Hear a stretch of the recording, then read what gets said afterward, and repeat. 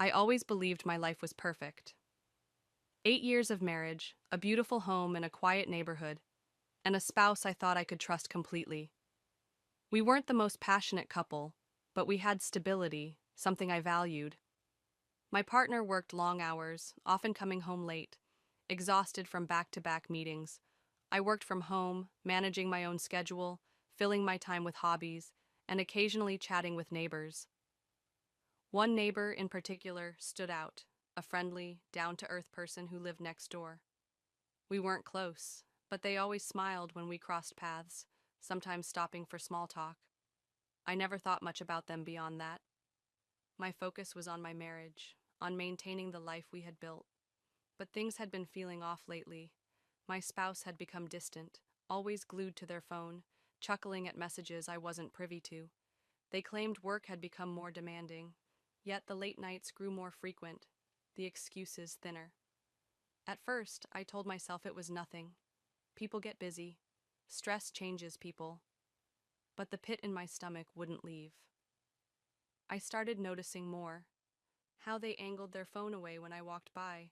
How their meetings always seemed to run late on Fridays. How they stopped initiating conversations like they used to. I tried to push it aside, to tell myself I was overthinking. But then, one evening, something happened that I couldn't ignore. I was taking out the trash when I noticed my neighbors standing by their porch, looking hesitant. They caught my eye and offered a small nod, but something in their expression made me pause. Before I could say anything, they spoke up. "Hey, I wasn't sure if I should say this, but I saw your spouse the other night, at that new restaurant on Fifth." I frowned, confused. "Probably a work dinner," I said, forcing a chuckle. They hesitated. Maybe, but they weren't alone.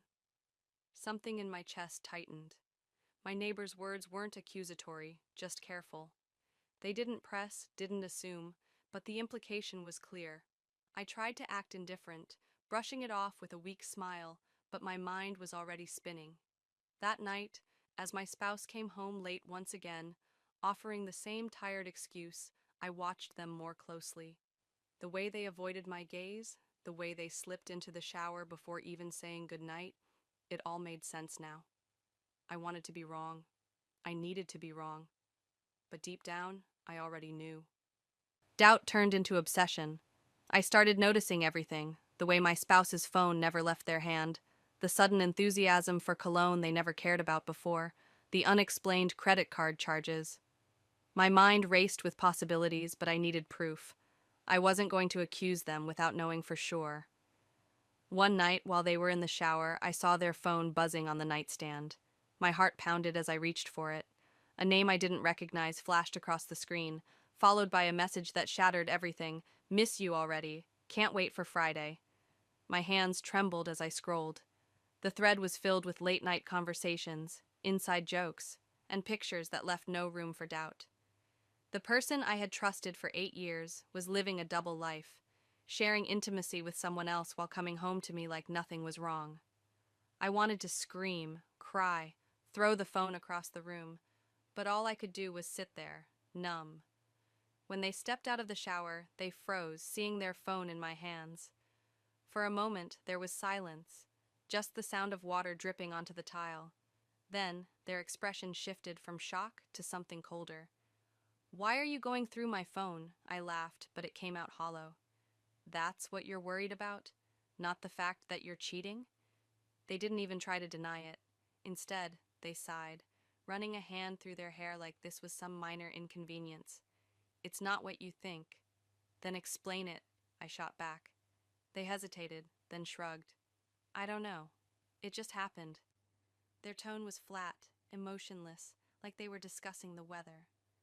"I didn't mean to hurt you." Something inside me snapped. "You didn't mean to?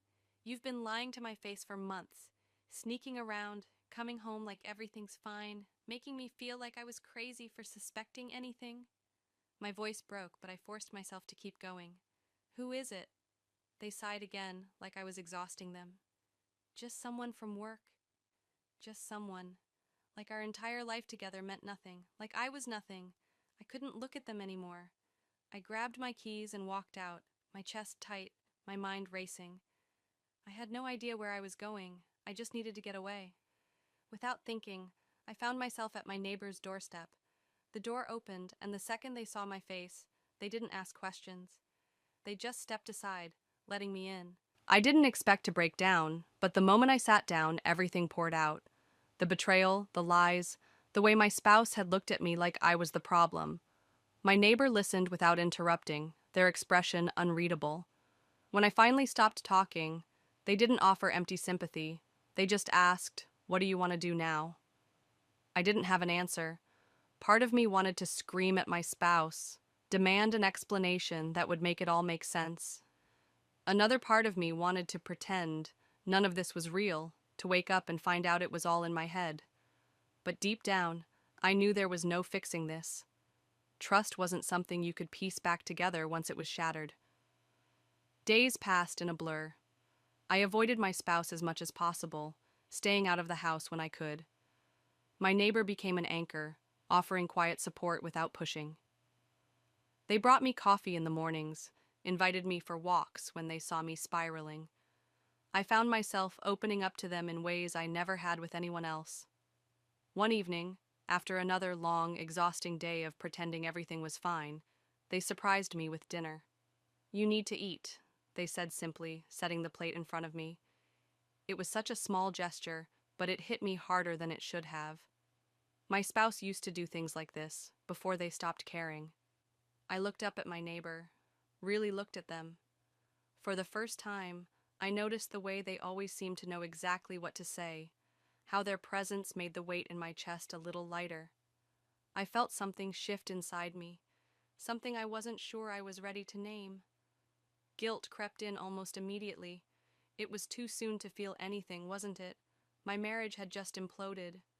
I was supposed to be grieving, not noticing the way my neighbor's eyes softened when they looked at me. But the truth was, I'd been lonely for a long time, longer than I wanted to admit. One night, as we sat outside in comfortable silence, they turned to me and said, "You deserve better than this." Their voice was quiet but certain. I didn't know what to say. No one had ever said that to me before. For the first time in weeks, I let myself consider the possibility that they might be right. Clarity came in waves. Some days I felt strong, ready to leave the past behind. Other days, doubt crept in, whispering that maybe I was overreacting, that maybe I could salvage what was left.